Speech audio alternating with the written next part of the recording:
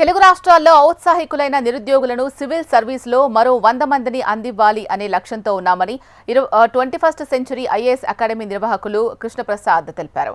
హైదరాబాద్ బాగ్లింగంపల్లి సుందరయ్య కళా నిలయంలో civil service ఉద్యోగ నియామక పరీక్షల్లో ప్రతిభావంతులను ఘనంగా సత్కరించారు.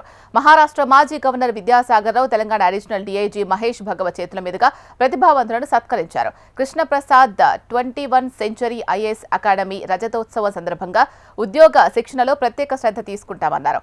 సివిల్ సర్వీస్లో ఉద్యోగ అవకాశం కల్పించేదాకా ఐఏఎస్ అకాడమీ సంపూర్ణంగా సహకరిస్తుంది అన్నారు.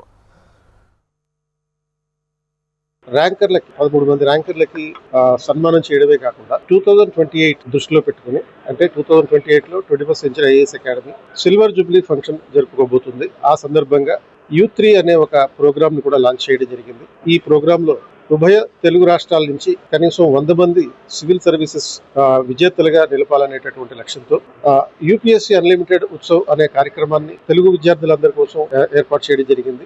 దీనికి ఒక స్కాలర్షిప్ టెస్ట్ రాయాల్సి ఉంటుంది. ఈ స్కాలర్షిప్ టెస్ట్ లో సెలెక్ట్ అయినటువంటి అభ్యర్థులకి అన్లిమిటెడ్ గా లైఫ్ టైం యాక్సెస్ తోటి ఆన్లైన్ లో కానీ లేకపోతే ఆఫ్లైన్ లో కానీ హైబ్రిడ్ క్లాసులు ఇస్తాం, టెస్ట్ సిరీస్లు నిర్వహిస్తాం, అదేవిధంగా ఫీడ్బ్యాక్ ఇవ్వడం జరుగుతుంది అండ్ మెంటర్షిప్ కల్పించడం జరుగుతుంది. పర్సనాలిటీ టెస్ట్ కి సంబంధించినటువంటి కోచింగ్ కూడా ఇవ్వడం జరుగుతుంది. మొత్తం ప్రిలిమ్స్, మెయిన్స్ అండ్ ఇంటర్వ్యూ మొత్తం 3 స్థాయిలకి సంబంధించి పరిపూర్ణమైనటువంటి కోచింగ్ ఇవ్వడమే కాకుండా వాళ్ళకి సర్వీస్ వచ్చేంత వరకు కూడా మా సపోర్ట్ వాళ్ళకి నిరంతరం ఉంటుంది.